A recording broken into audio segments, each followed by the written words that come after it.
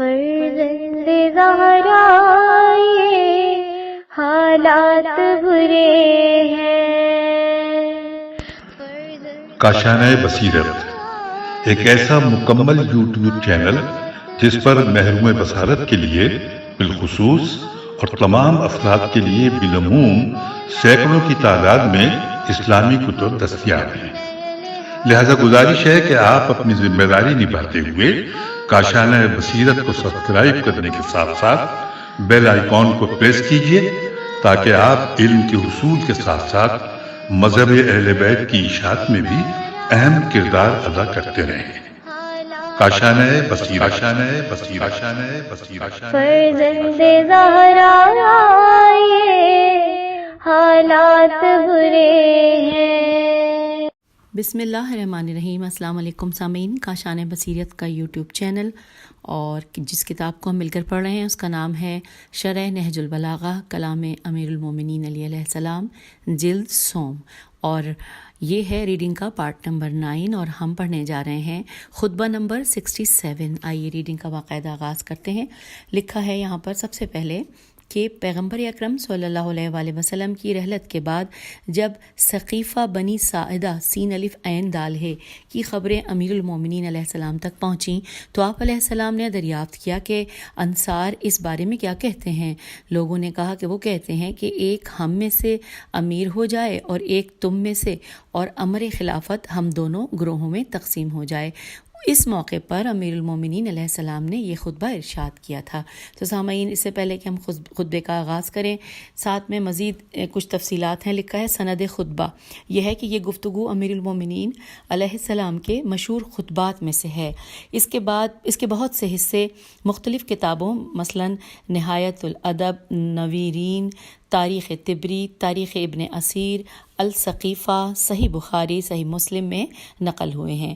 اور اس کے علاوہ اس کا حوالہ دیا گیا ہے یہاں پہ نہج البلاغہ جلد 2 صفحہ نمبر 58 اور 60. تو یہ سب لکھنے ہم نے جو معلومات تھیں وہ پڑھی، اور اب ساتھ ساتھ ہیڈنگ آ گئی ہے کہ خطبہ ایک نگاہ میں، یعنی خطبے سے پہلے اس کے بارے میں خطبہ ایک نگاہ میں ہم پڑھتے ہیں. لکھا ہے خلافت پیغمبر اکرم صلی اللہ علیہ وآلہ وسلم کے مسئلے کے سلسلے میں 2 قسم کے دعووں پر ہونے والی یہ گفتگو 2 جوابوں پر مشتمل ہے.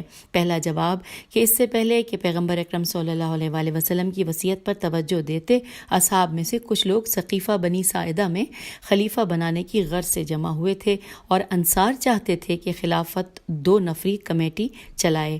ایک نفر انصار میں سے لیا جائے اور ایک نفر مہاجرین میں سے نامزد کیا جائے. امام پیغمبر علیہ السلام کی حدیث مبارکہ کے ایک ظریف و لطیف جملے کے ذریعے انہیں جواب دیتے ہیں. اب لکھا ہے دوسرا جواب اس میں یہ لکھا ہے کہ مہاجرین کا دوسرا وہ استدلال ہے کہ خلافت کے لیے انہوں نے اپنے آپ کو سب سے زیادہ حقدار سمجھا ہے. امام علیہ السلام ان کے اس استدلال کو مسترد کرتے ہوئے فرماتے ہیں کہ اگر تمہاری پیغمبر اکرم صلی اللہ علیہ وآلہ وسلم سے نسبت کی دلیل درست ہے تو اہل بیت پیغمبر اکرم صلی اللہ علیہ وآلہ وسلم خلافت کی باغ دوڑ کے لیے تم سے کہیں زیادہ شائستہ اور سزاوار تر ہیں. اور اب آئیے خطبہ پڑھتے ہیں. یہ شروع ہوا ہے فہلا سے، فے 2 چشمی ہے، لام الف اور لام پہ تشدید ہے اور باقی سب کے اوپر فتح ہے، اور اس کے بعد ختم یہ ہوا ہے الثمرۃ. اور اب ہم اس کا ترجمہ پڑھتے ہیں. لکھا ہے کہ تم لوگوں نے ان کے خلاف یہ استدلال کیوں نہیں کیا کہ رسول اکرم صلی اللہ علیہ وآلہ وسلم نے تمہارے نیک کرداروں کے ساتھ حسن سلوک اور خطا کاروں سے درگزر کرنے کی وصیت فرمائی ہے. لوگوں نے کہا کہ اس میں کیا استدلال ہے؟ فرمایا کہ اگر امارت ان کا حصہ ہوتی تو ان سے وصیت کی جاتی، نہ کہ ان کے بارے میں وصیت کی جاتی. اس کے بعد آپ نے سوال کیا کہ قریش کی دلیل کیا تھی؟ لوگوں نے کہا کہ وہ اپنے کو رسول صلی اللہ علیہ وآلہ وسلم کے شجرے میں ثابت کر رہے تھے. فرمایا کہ افسوس، شجرے سے استدلال کیا اور ثمرے کو ضائع کر دیا، سے میم رے بڑھیے۔ اب آ گئی ہے شرح و تفسیر۔ اس میں سب سے پہلے ہیڈنگ لکھی ہے کہ امامت کے مسئلے پر منطقی دلائل۔ جیسا کہ ہم پہلے بیان کر چکے ہیں، امام علیہ السلام یہ خطبہ اس وقت انہوں نے ارشاد فرمایا کہ جب آپ علیہ السلام کے سامنے یہ بیان کیا گیا کہ ثقیفہ بنی ساعدہ میں انصار خود تنہا خلافت رسول صلی اللہ علیہ وآلہ وسلم کے خواہاں تھے، لیکن جب مہاجرین جو ثقیفہ بنی ساعدہ کے اصل بانیان اور منتظمین میں سے تھے، ان کی جانب سے ان کی اس پیشکش کو رد کیا گیا تو کہا کہ اگر ہماری خلافت قبول نہیں تو کم از کم خلافت میں ایک امیر ہم میں سے اور ایک امیر تم میں سے ہو، اور امر خلافت شورا کی شکل میں طے کیا جائے۔ امام علیہ السلام اس موقع پر ارشاد فرماتے ہیں کہ ان کے سامنے پیغمبر اکرم صلی اللہ علیہ وآلہ وسلم کی اس حدیث سے استدلال کیوں نہیں کیا کہ جس میں انصار کے بارے میں فرمایا کہ ان میں سے نیک لوگوں کے ساتھ اچھا برتاؤ کرو اور ان میں سے جو برے ہیں انہیں معاف کرو، انورٹڈ کاما یا کلوز ہو گیا۔ اچھا، اس حوالے سے کچھ حاشیے میں تفصیلات لکھی ہیں کہ کتاب صحیح مسلم میں کتاب فضائل صحابہ باب فضائل الانصار میں پیغمبر اکرم صلی اللہ علیہ وآلہ وسلم نے یہ حدیث نقل ہوئی ہے کہ انصار میرے ہمراز اور اعتماد والے لوگ ہیں، ان کی اچھائیوں کو اپناؤ اور برائیوں کو معاف کر دو۔ حوالہ ہے صحیح مسلم جلد نمبر 4 صفحہ نمبر 1949 اور طبع احیاء التراث العربی۔ تو اب یہ ہم نے معلومات جو حاشیے میں تھی پڑھ لی ہیں۔ اب جو ہم نے اب صفحے سے جہاں سے ہم معلومات پہ گئے تھے وہاں پہ واپس آگے لکھا ہے کہ لوگوں نے پوچھا کہ جب مولا نے یہ فرمایا کہ جو برے ہیں انہیں معاف کر دو تو لوگوں نے پوچھا کہ کس بنا پر ہم ان پر اعتراض کرتے، تو امام علیہ السلام نے فرمایا کہ اگر حکومت ان انصار کی ہوتی تو مہاجرین سے ان کے بارے میں سفارش نہ کی جاتی۔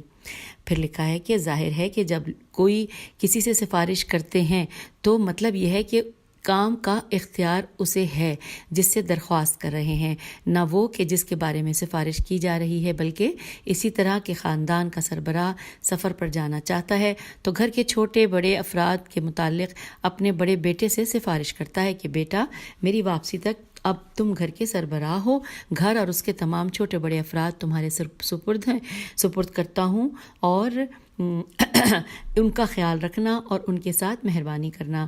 بنا بری حدیث رسول مقبول صلی اللہ علیہ وآلہ وسلم سے یہ بخوبی روشن ہے کہ ان کے بعد حکومت کا اختیار انصار کو نہیں ہے، لیکن ثقیفہ بنی ساعدہ کے حکومت بنانے والوں کی سمجھ میں یہ بات نہیں آئی اور زبردستی حکومت کے اختیارات ان سے لے کر خود قابض ہو گئے۔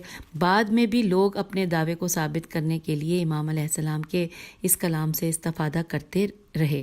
من جملہ ایک واقعہ ابن ابی الحدید نقل کرتے ہیں کہ جب سعید بن عاص دنیا سے چلا گیا اور اس کا بیٹا عمرو بن سعید جوان تھا، وہ امیر شام کے پاس آیا تو امیر شام نے اس سے پوچھا کہ تیرے باپ نے تیرے متعلق کیا وصیت کی ہے؟ تو عمرو بن سعید نے فوراً جواب دیا کہ باپ نے میرے بارے میں نہیں بلکہ خود مجھے وصیت کی ہے۔ تو امیر شام عمرو بن سعید کا جواب سن کر حیران ہو گیا اور کہا کہ یہ جوان بات کرنے میں مہارت رکھتا ہے۔ اس کے بعد سے عمرو بن سعید لوگوں میں اشدق کے نام سے مشہور ہوا، الف شین دال قاف، اشدق کے نام سے مشہور ہوا۔ پھر لکھا ہے کہ اس کے بعد امام علیہ السلام ثقیفہ کے حادثے کے بارے میں ایک اور سوال فرماتے ہیں کہ فرمایا کہ خلافت حاصل کرنے کے لیے قریش والوں نے کیا دلیل پیش کی؟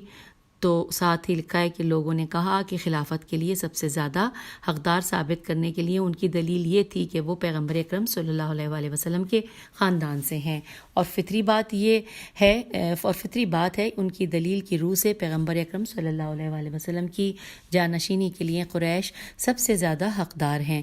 تو امام علیہ السلام نے فرمایا کہ ان کی اس دلیل کا وہ خود شکار ہیں، کیونکہ انہوں نے شجرہ پیغمبر اکرم صلی اللہ علیہ وآلہ وسلم سے ہونے کا دعویٰ کیا ہے لیکن اس کے ثمرات اور پھلوں کو ضائع کر دیا ہے، یعنی کہ وہ آپ صلی اللہ علیہ وآلہ وسلم کے اہل بیت علیہم السلام کو بلا ہی بیٹھے ہیں۔ یہ اس بات کی طرف اشارہ ہے کہ اگر شجرہ وجود مبارک پیغمبر صلی اللہ علیہ وآلہ وسلم کے ساتھ خاندانی اور نسبی خلافت کے حصول کے لیے فخر و مباحات اور حق رکھتا ہے تو آپ صلی اللہ علیہ وآلہ وسلم کے نزدیک ترین افراد جو آپ صلی اللہ علیہ وآلہ وسلم کے ساتھ ایک گھر میں رہتے ہیں خلافت کے حصول میں افتخار اور سب سے زیادہ حق کیوں نہیں رکھتے؟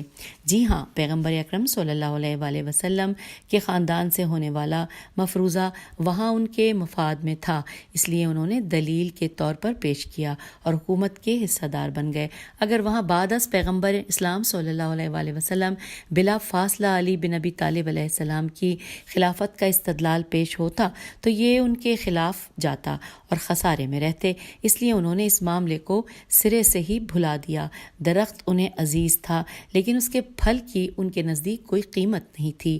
اس دنیا کا اور نفسانی خواہشات کی پیروی کرنے والوں کا حال بھی ان سے مختلف نہیں ہے کہ قوانین اور رشتوں کا اس وقت تک احترام کرتے ہیں جب تک کہ ان سے فائدہ ہوتا رہے، اور جہاں ان کا کام نکل جاتا ہے تو اس طرح پیش آتے ہیں کہ کبھی واسطہ ہی نہیں پڑا تھا۔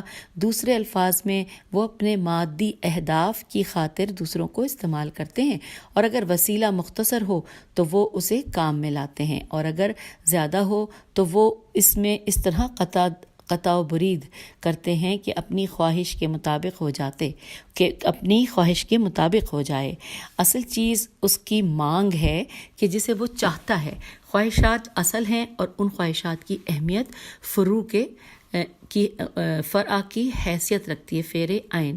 پھر لکھا ہے کہ حیرت کی بات یہ ہے کہ شارح بہرانی شین الف ریح شارح بہرانی نے ذکر شدہ عبارت میں ثمرہ سے میم ریح یعنی پھل کے بارے میں دو احتمال پیش کیے ہیں۔ ایک یہ کہ یہاں پر ثمرے سے مراد امیر المومنین علیہ السلام اور آپ علیہ السلام کی اولاد پاک ہیں۔ دوسرا یہ کہ یہاں پر ثمرے سے مراد سنت الہی ہے جو امر خلافت و ولایت امیر المومنین علیہ السلام کے استحقاق کو ثابت کرنے کا سبب ہے۔ اس سے واضح ہے کہ احتمال دوم اگرچہ نتیجے میں احتمال اول کے موافق ہے لیکن اپنی ذات کے اعتبار سے بہت بعید ہے۔ جب شجرے سے مراد پیغمبر اکرم صلی اللہ علیہ وآلہ وسلم کی ذات سے رشتہ داری ہو تو نزدیک ترین ثمر اور پھل جو آپ صلی اللہ علیہ وآلہ وسلم کے شجرہ طیبہ سے جڑے ہوئے ہیں وہ آپ صلی اللہ علیہ وآلہ وسلم کے اہل بیت علیہ السلام کے علاوہ کوئی نہیں ہو سکتا۔ جو کچھ امام علیہ السلام نے اپنے بیان میں فرمایا ہے اس سے ہم اچھی طرح نتیجہ نکال سکتے ہیں کہ خلافت میں شرکت کے معاملے میں یا تو انصار کے استدلال اور مشوروں کو قبول کریں یا امیر المومنین علی بن ابی طالب علیہ السلام کی خلافت و ولایت بلا فصل کو قبول کریں۔ تیسری شق سقیفے کے بانیوں کی خلافت ہے جو کسی صورت قبول نہیں ہے۔ تو سامعین یہاں پر اب اگلی ہیڈنگ آ گئی ہے نکات۔ اس میں سب سے پہلے لکھا ہے کہ مسئلہ خلافت اور سقیفہ بنی سعدہ کی داستان آئیے یہ مل کر پڑھتے ہیں۔ مدینے کے میدانوں میں سے کسی ایک میدان میں سائبان یعنی کہ بریکٹ میں لکھا ہے چھپر بنا ہوا تھا جہاں مدینے کے لوگ ضرورت کے وقت جمع ہو کر ایک دوسرے سے خیالات کا تبادلہ کرتے تھے۔ رسول گرامی اسلام کی جاسوس رحلت کے بعد گروہ انصار و مہاجرین نے پیغمبر اکرم صلی اللہ علیہ وآلہ وسلم کے جانشین کے انتخاب کے لیے پہل کی اور وہاں پر جمع ہو گئے۔ مشہور مورخ طبری توئے بیرے چوٹیے کے مطابق سعد بن عبادہ جو خزرج خزرج قبیلے کے بڑے بزرگ تھے، یہ مدینے کے دو اہم مشہور قبیلوں میں سے ایک تھا۔ وہ لوگ چاہتے تھے کہ انہیں پیغمبر اکرم صلی اللہ علیہ وآلہ وسلم کا جانشین معین کریں۔ اس غرض سے سعد بن عبادہ عین سے ہے یہ عبادہ سعد بن عبادہ کو جو اس وقت سخت بیمار تھے سقیفہ لے کر آئے۔ طبری اس واقعے کو یوں نقل کرتا ہے کہ جب خزرج کے رہنما حضرات وہاں جمع ہوئے تو سعد نے اپنے بیٹے یا چچا زاد بھائی سے کہا کہ میں بیمار ہوں، میری آواز لوگوں تک نہیں پہنچے گی، تم میری بات کو بلند آواز سے ان تک پہنچا دو۔ سعد بن عبادہ نے اپنا رخ انصار کی طرف کیا اور اس طرح خطبہ دیا کہ اے انصار کے لوگوں، اسلام کے سابقہ دور میں تمہارا کردار صاف اور قابل ستائش رہا جو عرب کے کسی دوسرے قبیلے کو نصیب نہیں ہے۔ حضرت محمد صلی اللہ علیہ وآلہ وسلم 13 سال تک مکے میں اپنی قوم میں تھے اور انہیں یکتا پرستی کی طرف اور بت شکنی کی دعوت دی، لیکن ان کی قوم میں سے کچھ لوگوں کے علاوہ کوئی ان پر ایمان نہیں لایا۔ ان لوگوں میں ان کے آئین کا دفاع تو کیا خود اپنے دفاع کی بھی جرأت و ہمت نہیں تھی، لیکن جب تم نے ان کی دعوت پر لبیک کہا اور سخت دشمن کے مقابل ان کے آئین کے دفاع کے لیے آمادہ ہوئے تو حالات بدلنا شروع ہوئے۔ اس طرح اسلام کا درخت تناور ہو گیا۔ تم پیغمبر اکرم صلی اللہ علیہ وآلہ وسلم کی نصرت کے لیے کھڑے ہوئے اور ان کے دشمن تمہاری تلواروں کے ڈر سے بھاگ کھڑے ہوئے۔ اسلام اور حق و صداقت کے سامنے سر تسلیم خم ہوئے اور ہر روز ایک نئی کامیابی مسلمانوں کو نصیب ہوئی، یہاں تک کہ پیغمبر اسلام صلی اللہ علیہ وآلہ وسلم نے دعوت حق تعالیٰ کو لبیک کہا اور آپ صلی اللہ علیہ وآلہ وسلم تم لوگوں سے راضی تھے، بس تمہیں چاہیے کہ مسند خلافت کو مضبوطی سے تھام لو، اس کے لیے میں تم سب سے مقدم اور شائستہ تر ہوں۔ ان کے بیٹے یا چچا زاد بھائی نے ان کی تقریر کو بلند آواز سے لوگوں تک پہنچایا۔ اگلے پیراگراف میں لکھا ہے کہ قبیلہ خزرج کے لوگوں نے ان کی تقریر کو پسند کیا اور سب نے دل و جان سے ان کی تائید بھی کر دی۔ اس کے بعد گروہ انصار میں چیمنگوئیاں ہونے لگیں کہ اگر اس فیصلے کو مہاجرین قریش نے قبول نہیں کیا تو کیا ہوگا، اور اگر وہ کہیں کہ ہم پیغمبر اکرم صلی اللہ علیہ وآلہ وسلم کے سب سے پہلے جان نثار ساتھیوں میں سے ہیں اور آپ صلی اللہ علیہ وآلہ وسلم ہماری قوم و قبیلے سے تھے، خلافت پر ان کے بعد ہمارا حق ہے، تو ان کے جواب میں ہم کیا کہیں گے؟ کچھ لوگوں نے کہا کہ اگر قریش اس طرح کہیں تو ہم کہیں گے کہ ایک امیر تم میں سے ہو اور ایک امیر ہم میں سے، اور 2 رکنی کمیٹی یعنی کہ شورا کے ذریعے خلافت چلائیں، اس سے کم تر عہدے کے لیے وہ راضی نہ ہوں گے۔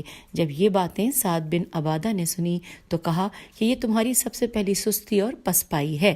جب انصار اور سعد بن عبادہ کی کہانی خلیفہ ثانی نے سنی تو وہ پیغمبر اکرم صلی اللہ علیہ وآلہ وسلم کے گھر کی طرف چلے اور کسی کو خلیفہ اول کی تلاش میں بھیجا۔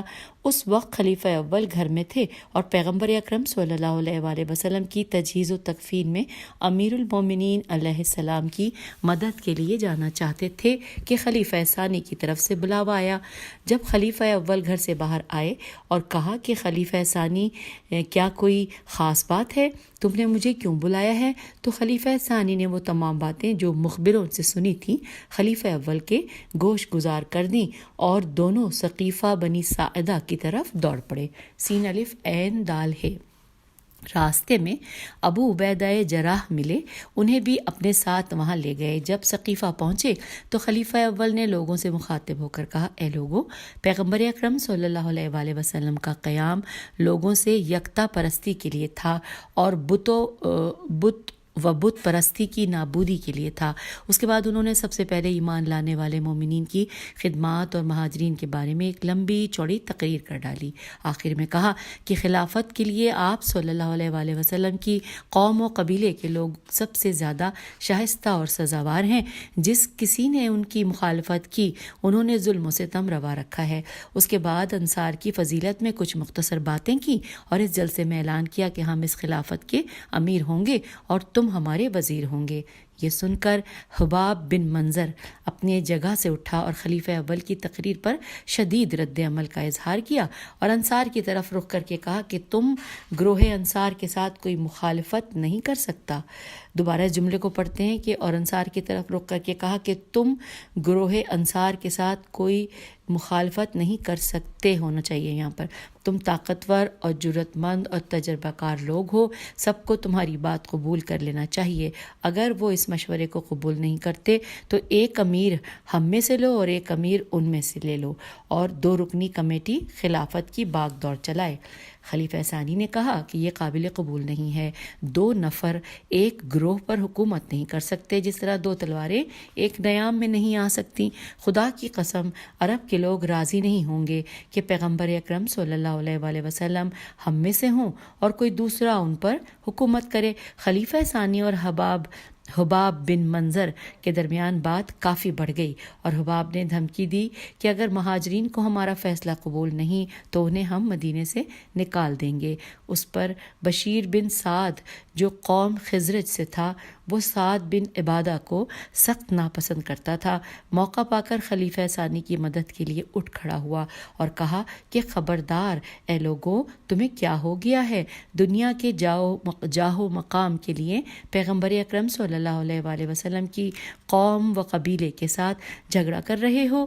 خدا سے ڈرو، ان سے جھگڑا نہ کرو۔ یہاں خلیفہ اول نے اٹھ کر ان کی بات کو آگے بڑھاتے ہوئے کہا، اے لوگو، میں تمہیں ایک بہترین مشورہ دیتا ہوں، اور وہ یہ کہ تم لوگ اس وقت خلیفہ ثانی یا ابو عبیدہ میں سے کسی ایک کی بیعت کر لو۔ ان دونوں خلیفہ ثانی اور ابو عبیدہ نے ایک ساتھ کہا کہ نہیں، ہم ایسا نہیں کریں گے۔ خلافت کے لیے تم ہم سے بہتر ہو، تم پیغمبر اکرم صلی اللہ علیہ وآلہ وسلم کے غار کے ساتھی ہو اور تم ہم سے شائستہ تر ہو۔ اپنے ہاتھ کو آگے بڑھاؤ تاکہ ہم تمہاری بیعت کریں۔ تو جب یہ دونوں بیعت کے لیے خلیفہ اول کی طرف بڑھے تو بشیر بن سعد نے دوڑ کر ان دونوں سے پہلے خلیفہ اول کی بیعت کر لی۔ پھر لکھا ہے اگلے پیراگراف میں کہ مدینے میں قبیلہ اوس اور قبیلہ خزرج میں ہمیشہ دشمنی رہتی تھی۔ اوس کے لوگ ایک دوسرے سے کہنے لگے کہ اگر قبیلہ خزرج سے سعد بن عبادہ کو خلافت ملتی تو وہ اس میں تمہارے حصے کا کبھی قائل نہ ہوتا۔ یہ اچھا موقع ہے، جلدی کرو، خلیفہ اول کی بیعت کرو۔ اس طرح سب نے خلیفہ اول کی بیعت کی۔ ادھر سعد بن عبادہ لوگوں کے ہاتھوں مرتے مرتے بچا۔ خلیفہ ثانی نے چیخ کر کہا کہ انہیں قتل کر دو، اور خود سعد بن عبادہ کی طرف گیا اور ان سے کہا کہ میں چاہتا تھا کہ تمہیں اپنے پاؤں کے نیچے کچل دوں۔ اس پر سعد نے خلیفہ ثانی کی داڑھی پکڑی تو خلیفہ ثانی نے کہا کہ اگر ایک بال بھی الگ ہوا تو تیرے 32 دانت توڑ ڈالوں گا۔ خلیفہ اول نے پکار کر کہا، اے عمر، نرمی سے پیش آؤ، مفاہمتی رویہ کرو، یہاں نرمی سے پیش آنا بہتر ہے۔ حضرت عمر سعد کو چھوڑ کر الگ ہو گئے۔ اس کے بعد سے سعد بن عبادہ نے ان کے ساتھ نماز، حج اور کسی بھی اجتماع میں شرکت نہیں کی، اور اسی حالت میں خلیفہ اول اس دنیا سے چلے گئے۔ حوالہ ہے تاریخ طبری جلد نمبر 2 صفحہ نمبر 455 تلخیص کے بعد۔ اس کے بعد لکھا ہے کہ اس واقعے کے بعد سقیفہ کے سربراہوں نے دوسرے تمام افراد پر زور دیا کہ وہ خوش ہوں یا نہ ہوں اتحاد کی خاطر ایک ساتھ مل کر خلیفہ اول کی بیعت کریں۔ ان میں سے کچھ لوگوں کو لالچ دے کر اور کچھ لوگوں کو ڈرا دھمکا کر بیعت کرنے پر مجبور کیا، اور جن لوگوں نے خلیفہ اول کی بیعت کرنے سے انکار کیا انہیں ذہنی اور جسمانی اذیت و آزار میں مبتلا کر دیا۔ مخالفت کے جرم میں مارے جانے والے پہلے مقتول سعد بن عبادہ تھے، جو ان کے ساتھ ہمیشہ مقابلہ کرتے رہے۔ ابن ابی الحدید اور بعض دیگر مشہور مورخین لکھتے ہیں کہ سعد خلیفہ اول کی خلافت میں شریک نہیں ہوئے اور مسلسل ان کی مخالفت کرتے رہے، یہاں تک کہ خلیفہ اول دنیا سے چل بسے، اور خلیفہ ثانی کے دور حکومت میں ان دونوں کے درمیان لفظی جنگ شروع ہوئی، اور سعد نے خلیفہ ثانی سے کہا کہ تمہارے ساتھ ایک شہر میں زندگی کرنا میرے لیے بہت سخت ہے، موجودہ حالات میں تم سے زیادہ غاصب ترین شخص میرے نزدیک کوئی نہیں۔ خلیفہ ثانی نے کہا کہ کوئی ساتھی اگر کسی سے خوش نہیں ہے اور اسے ناپسند کرتا ہے تو اسے چاہیے کہ کسی دوسری جگہ چلا جائے۔ اس پر سعد نے کہا کہ میں بہت جلد اس کام کو کروں گا، اور مختصر مدت کے بعد شام چلا گیا اور وہیں پر دار فانی سے رخصت ہوا، اور انہوں نے خلیفہ اول کی بیعت کی نوعمر کی۔ حوالہ ہے شرح نہج البلاغہ ابن ابی الحدید جلد نمبر 6 اور صفحہ نمبر 10۔ اب رہ گیا یہ سوال کہ سعد کیسے مرا، تو مشہور قول یہ ہے کہ اسے قتل کیا گیا تھا۔ کہا جاتا ہے کہ خالد بن ولید اس کا قاتل ہے، اور یہ بھی کہا جاتا ہے کہ یہ کام اس نے خلیفہ ثانی کے کہنے پر انجام دیا تھا۔ تعجب کی بات یہ ہے کہ خالد بن ولید ایک دوسرے آدمی کے ساتھ سعد بن عبادہ کو قتل کرنے کے لیے رات کی تاریکی میں چھپ کر بیٹھ گیا، اور 2 تیروں سے ان کا کام تمام کر دیا۔ اس کے بعد ان کے جسم کو کسی کنویں میں پھینک دیا، اور یہ افواہ پھیلا دی کہ جنات نے سعد بن عبادہ کو مار ڈالا ہے، اور اس کے بعد ان کی لاش کو کنویں سے باہر نکالا تو رنگ پیلا پڑ گیا تھا۔ انہوں نے اپنے جرم کو چھپانے کے لیے لوگوں سے کہا کہ دیکھو، یہ بھی جنات کے مارنے کے طریقے ہوتے ہیں۔ توجہ رہے، کہا جاتا ہے کہ مومن طارق محمد بن نعمان احول جو شیعان حیدر کرار کے جنگجو اور مجاہدوں میں سے تھے، اور مکتب اہل بیت علیہ السلام کے دفاع میں ان کی جنگی داستان بہت مشہور ہے۔ ان سے کسی نے کہا کہ امیر المومنین علی ابن ابی طالب علیہ السلام نے امر خلافت میں خلیفہ اول سے مقابلہ کیوں نہیں کیا؟ تو انہوں نے جواب میں کہا کہ بھتیجے وہ ڈرتے تھے کہ جنات انہیں مار نہ ڈالیں۔ حوالہ ہے شرح نہج البلاغہ ابن ابی الحدید جلد نمبر 17 صفحہ نمبر 223۔ پھر لکھا ہے علامہ امینی بھی ایک خوبصورت کنایہ و اشارے میں کہتے ہیں کہ خلیفہ اول کی بیعت دھمکیوں اور تلواروں کی چمک دمک میں انجام پائی ہے، اور جنات میں سے وہ لوگ ان کا ساتھ دے رہے تھے جنہوں نے سعد بن عبادہ کو مار ڈالا تھا۔ اور یہاں پر حوالہ ہے الغدیر جلد نمبر 9 صفحہ نمبر 379۔ اور پھر اس کے بعد لکھا ہے کہ توجہ رہے کہ مذکورہ عبارتوں میں سے اکثر تاریخ طبری میں ہیں، جو صحیح بخاری میں بھی خلیفہ ثانی سے نقل ہیں۔ خلیفہ ثانی ایک سال حج پر تھے تو لوگوں کو باتیں کرتے سنا۔ وہ کہتے تھے کہ اگر خلیفہ ثانی دنیا سے چلا جائے تو ہم فلاں کی بیعت کریں گے۔ اب یہاں پہ جو فلاں کا ورڈ ہے، یہاں پہ لکھا ہے کہ فلاں سے مراد حضرت امام علی علیہ السلام ہے، کیونکہ یہ بات زبیر نے کہی تھی کہ اگر خلیفہ ثانی مر جائے تو ہم حضرت علی علیہ السلام کی بیعت کریں گے۔ اور اس کا حوالہ ہے شرح بخاری قسطلانی اور جلد نمبر 11 صفحہ نمبر 352 اور بلازری سے انصاب الاشراف میں نقل ہوا ہے۔ یہ تفصیلات آپ کی سماعتوں کی نظر ہو گئیں، اور اب اس کے بعد آگے چلتے ہیں۔ اس میں یہ لکھا ہے کہ خلیفہ ثانی اس بات سے سخت ناراض ہوئے کہ جب انہوں نے کہا کہ ہم فلاں کی بیعت کریں گے، تو جب مدینے میں واپس آئے اور منبر پر جا کر خطبہ دیا، اس کے بعد انہی باتوں کو لوگوں کو سنایا اور کہا کہ کسی کو یہ حق حاصل نہیں ہے کہ وہ کہے کہ مسلمان کے صلح مشورے کے بغیر خلیفہ اول کی بیعت ہوئی اور یہ سوچے سمجھے بغیر اتفاقی کام ہوا تھا، لہٰذا ہم بھی ایسا ہی کریں گے۔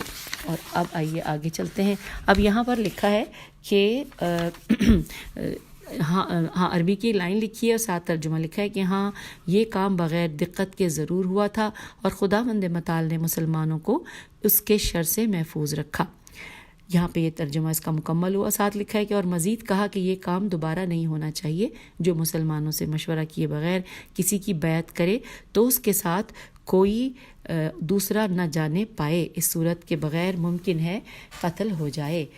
پھر لکھا ہے نیکسٹ پیراگراف میں کہ جی ہاں، جب پیغمبر اکرم صلی اللہ علیہ وآلہ وسلم کی رحلت ہوئی تو قبیلہ انصار ہمارے خلاف ثقیفہ بنی ساعدہ میں جمع ہوئے، اور حضرت علی علیہ السلام اور زبیر اور جو لوگ ان کے ساتھ تھے انہوں نے ہماری مخالفت کی۔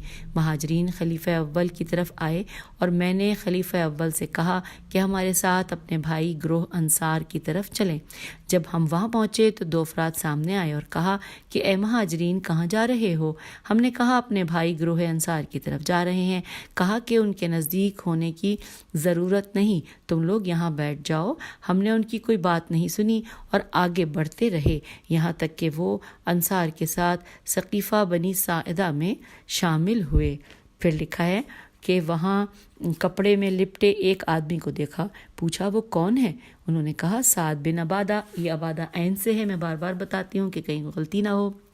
میں نے کہا کہ اس طرح کیوں بیٹھا ہے؟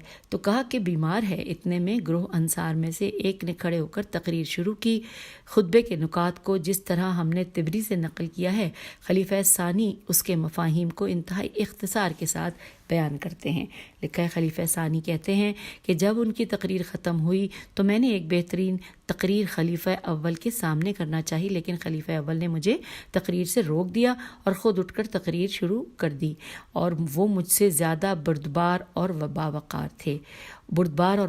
تھے اور جو میں بہترین تقریر کرنا چاہتا تھا اس سے کہیں زیادہ اچھی تقریر کی۔ اور گروہ انصار سے کہا کہ اے گروہ انصار، جتنے بھی فضائل آپ لوگوں نے گنے ہیں وہ تمام در حقیقت آپ لوگوں میں موجود ہیں، لیکن خلافت کو اس کی اصلی جگہ پر یعنی کہ قریش میں ہونا چاہیے، جو نسب اور مقام و منزلت کے اعتبار سے تمام عربوں پر برتری رکھتے ہیں۔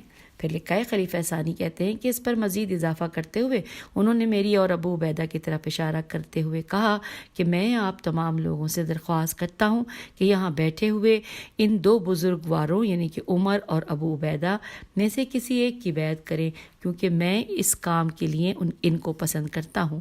گروہ انصار میں سے بعض نے مشورہ دیا کہ ایک امیر ہم میں سے ہو اور ایک قریش میں سے ہو۔ اس پر لوگوں میں شور اٹھا اور کسی کی کوئی بات سنائی نہیں دے رہی تھی۔ مجھے خوف پیدا ہوا کہ کہیں اختلاف اور نہ بڑھ جائے، لہٰذا میں نے خلیفہ اول سے کہا کہ اپنا ہاتھ آگے بڑھاؤ تاکہ میں بیعت کروں۔ انہوں نے اپنے ہاتھ آگے کیے اور میں نے ان کے ہاتھ پر بیعت کر ڈالی۔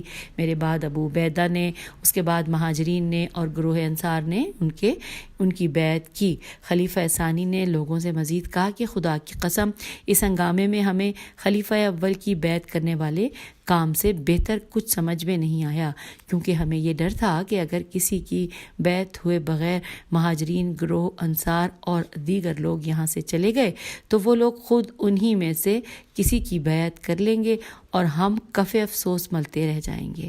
اس کے بعد ہمارے پاس دو راستے تھے، ایک یہ کہ یا ان کی بیعت کریں جن پر وہ لوگ راضی ہوں، یا ان کی مخالفت اور اذیت و آزار کے ساتھ کے لیے اٹھ کھڑے ہوں جن میں کہ فتنہ و فساد اور خرابیوں کے علاوہ کچھ نہ تھا۔ اس بنا پر یہاں میں دوبارہ تکرار کرتا ہوں کہ خبردار مسلمانوں کے مشورے کے بغیر کوئی کسی سے بیعت نہ کرے جس کی بیعت کی ہے، اور جس نے بیعت کی ہے اس کی پیروی نہ کرے، کہیں ایسا نہ ہو کہ وہ دونوں قتل ہو جائیں اور دوسرے بھی عطاب میں آ جائیں۔ حوالہ ہے صحیح بخاری جلد نمبر 8 صفحہ نمبر 208۔ پھر لکھا ہے کہ اس آخری جملے کا مفہوم یہ ہے کہ خلیفہ ثانی ضمناً ان کے قتل کا حکم دے چکے تھے۔ اور اب ہم پڑھنے جا رہے ہیں اگلی ہیڈنگ کے داستان ثقیفہ کے چند دلچسپ نکات۔ یہاں پر 4 نکات نظر آ رہے ہیں۔ سب سے پہلے نمبر پہ لکھا ہے کہ مذکورہ بالا مطالب سے اچھی طرح واضح ہو جاتا ہے کہ جس طرح بہت سے لوگ اسے بڑھا چڑھا کر بیان کرتے ہیں، ثقیفے کے اجتماع میں تمام لوگوں کی جانب سے کوئی کمیٹی یا شورا منتخب نہیں ہوئی تھی، بلکہ گروہ انصار میں سے بعض افراد نے اپنے فائدے کے لیے خود ساختہ کمیٹی تشکیل دی۔ اس کے بعد مہاجرین میں سے چند افراد کی جو امر خلافت میں ان کے ہم پلہ تھے کمیٹی تشکیل دی اور انتہائی مہارت و چالاکی سے خلیفہ اول کی خلافت کے لیے راہ کو ہموار کیا گیا۔ دوسرے نمبر پہ لکھا ہے نکتہ کہ خلافت کے کام کی نظارت نون ذو الف ریتے کے لیے اگر کوئی کمیٹی شورا لوگوں کے ذریعے منتخب ہوتی تو کم از کم مدینے میں انصار کے سب لوگ اور تمام مہاجرین کے نمائندے وہاں موجود ہوتے۔ حقیقت میں ایسا ہرگز نہیں تھا۔ بنی ہاشم جو کہ پیغمبر اکرم صلی اللہ علیہ وآلہ وسلم سے نزدیک تر اور آشنا ترین افراد میں سے تھے، ان میں سے کوئی بھی ثقیفے میں موجود نہ تھا۔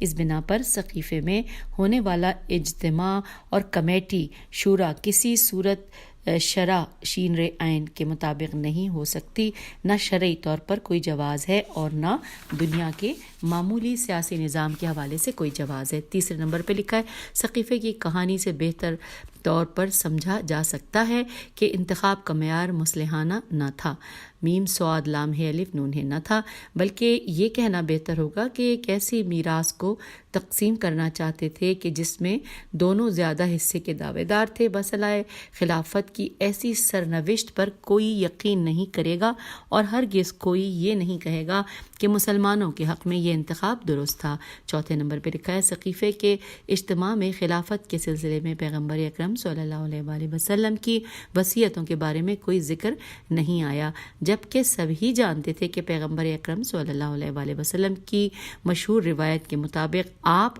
صلی اللہ علیہ وآلہ وسلم نے فرمایا تھا کہ میں تمہارے درمیان 2 گراں قدر چیزیں چھوڑے جا رہا ہوں، ایک اللہ کی کتاب، دوسرے میرے اہل بیت علیہ السلام، اگر ان کا دامن تھامے رہو گے تو میرے بعد کبھی گمراہ نہیں ہوں گے۔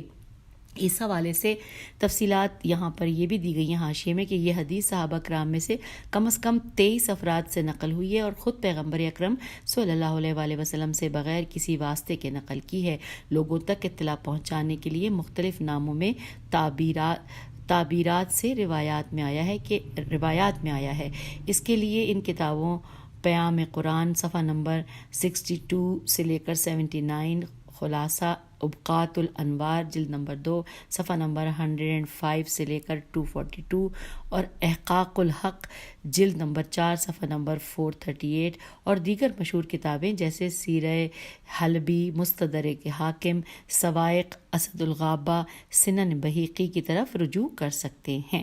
یہاں پر یہ ہم نے حاشیے میں جو تفصیلات تھیں آپ کی سماعتوں کی نظر کی، اور پھر لکھا ہے یہاں پر حدیث شریف جو اکثر شیعہ و سنی کتابوں میں نقل ہوئی ہے، کیا یہ حدیث متواتر روایت میں شمار نہیں ہوتی؟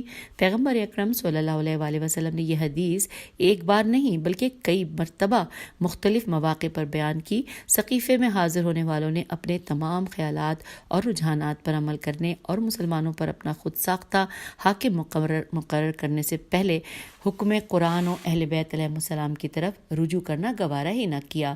کیا حدیث غدیر پیغمبر صلی اللہ علیہ وآلہ وسلم سے متواتر نقل نہیں ہوئی ہے اور اس نے سقیفے میں انتظامات کرنے والوں کو خبردار نہیں کیا؟ کیا دعوت اعلان نبوت کے پہلے دن پیغمبر اکرم صلی اللہ علیہ وآلہ وسلم کی بار بار کی ہدایات اور حدیث یوم الدار قابل قبول نہیں ہے، جس میں واضح الفاظ میں امیر المومنین علیہ السلام کی خلافت اور وسیع ہونے کے بارے میں کہا ہے؟ یا یہ بھی پیغمبر اکرم صلی اللہ علیہ وآلہ وسلم کی اس زندگی کی آخری ساعتوں میں داستان قلم و دوات کی طرح، اور خلافت کے لیے امیر المومنین علیہ السلام جو سب سے شائستہ تر تھے ان سے بات کرنا ضروری نہیں سمجھا؟ واقعاً تعجب کی بات ہے، لیکن ایک نظر سے دیکھا جائے تو تعجب خیز نہیں ہے، کیونکہ جب پیغمبر اکرم صلی اللہ علیہ وآلہ وسلم کی بیماری سے غلط فائدہ اٹھایا جاتا اور امت کی نجات میں آخری پیغام لکھنے کے لیے کاغذ و قلم و دوات لانے میں رکاوٹ کھڑی کی جاتی، یہاں تک کہ پیغمبر اکرم صلی اللہ علیہ وآلہ وسلم کی شان میں بدتمیزی سے بھی دریغ نہیں کیا جاتا، اس سے یہ بات صاف اور واضح ہو جاتی ہے کہ خلافت کے حصول کے لیے جو ارادے وہ کر کے آئے تھے، کوئی چیز حتیٰ کہ پیغمبر اکرم صلی اللہ علیہ وآلہ وسلم کی باتیں بھی ان کا راستہ نہیں روک سکتی تھیں۔ بتائیے ان حالات میں کیا کیا جا سکتا ہے؟ مقام و منزلت کی بات انسان کو خود اسی میں مگن کرتی ہے اور وہ ہر چیز کو بھلا دیتا ہے۔ امیر المومنین علیہ السلام کے ذکر شدہ خطبے میں کلام کی گہرائی یہاں پر مشخص ہوتی ہے کہ آپ علیہ السلام فرماتے ہیں کہ سقیفے والوں نے درخت کو مضبوطی سے پکڑا ہے اور میوہ و پھل کو ضائع کیا اور پھینک دیا ہے۔ انورٹڈ کاما کلوز ہو گیا، اور اب ہم یہ خطبہ پڑھ چکے ہیں، اختتام کر لیا ہے، لیکن حاشیے میں کچھ معلومات ہیں جو کہ میں سمجھتی ہوں کہ ہم پڑھ لیں تو بہت اچھا ہے۔ حاشیے میں لکھا ہے کہ حدیث قلم و دوات یا قلم و کرتاس امر خلافت میں یہ حدیث عجیب انداز سے نقل ہوئی ہے، اور یہ بات توجہ طلب ہے کہ اہل سنت کے مشہور ترین منابع مثلا صحیح بخاری اس کتاب کے باب مرض النبی صلی اللہ علیہ وآلہ وسلم میں سعید بن جبیر جیم بے یرے رضی اللہ اور ابن عباس سے یہ حدیث نقل ہوئی ہے۔ جب رسول خدا صلی اللہ علیہ وآلہ وسلم دنیا سے رحلت کے قریب ہوئے تو اس وقت آپ صلی اللہ علیہ وآلہ وسلم کے ارد گرد بہت سے لوگ جمع تھے، تو آپ نے فرمایا کہ کاغذ و قلم و دوات لاؤ کہ تمہارے لیے کچھ لکھ دوں تاکہ اس کی برکت سے میرے بعد تم لوگ گمراہ نہ ہو۔ تو پھر لکھا ہے کہ حاضرین میں سے بعض نے کہا کہ پیغمبر اکرم صلی اللہ علیہ وآلہ وسلم پر بیماری نے غلبہ کیا ہے اور نعوذ باللہ ہذیان بول رہے ہیں، تمہارے پاس قرآن مجید ہے اور قرآن مجید ہمارے لیے کافی ہے۔ وہاں بیٹھے لوگوں کے درمیان شور اٹھا کہ بعض نے کہا کہ کاغذ و قلم و دوات لے آؤ تاکہ حضرت صلی اللہ علیہ وآلہ وسلم کچھ لکھ لیں اور ہم گمراہ نہ ہوں۔ بعض اس کے برخلاف بولتے تھے۔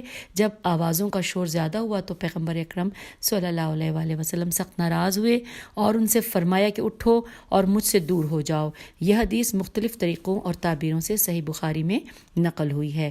حوالہ ہے صحیح بخاری جلد نمبر 6 باب مرض نبی و وفات صفحہ نمبر 12 طبع بیروت لبنان۔ پھر لکھا ہے کہ پیغمبر اکرم صلی اللہ علیہ وآلہ وسلم کی شان میں بے ادبی کرتے ہوئے کس نے یہ ناشائستہ بات ان سے کہی؟ کتاب صحیح مسلم میں آیا ہے کہ کہنے والا خلیفہ ثانی تھا۔ اس کتاب میں لکھا ہے کہ جب پیغمبر اکرم صلی اللہ علیہ وآلہ وسلم نے کاغذ و قلم و دوات طلب فرمایا تو کوئی پیغام لکھیں تاکہ مسلمان گمراہ نہ ہوں، تو خلیفہ ثانی نے کہا کہ رسول خدا صلی اللہ علیہ وآلہ وسلم پر بیماری نے غلبہ کیا ہے، اس لیے اس طرح کہہ رہے ہیں قرآن مجید ہمارے پاس ہے اور ہمارے لیے قرآن مجید کافی ہے۔ صحیح بخاری میں آیا ہے کہ ابن عباس رضی اللہ عنہ اس قصے پر افسوس کرتے رہے اور اسے جمعرات کے دن کی بڑی مصیبت کے عنوان سے یاد کرتے تھے۔ حوالہ ہے صحیح مسلم کتاب الوصیہ باب 5 صفحہ نمبر 1259 اور طبع دار الحیاء التراث العربی۔ سامعین، یہاں پر یہ خطبہ نمبر 67 اس کی تمام تفصیلات ہم نے مکمل جان لی۔ اجازت دیجیے، خدا حافظ، فی امان۔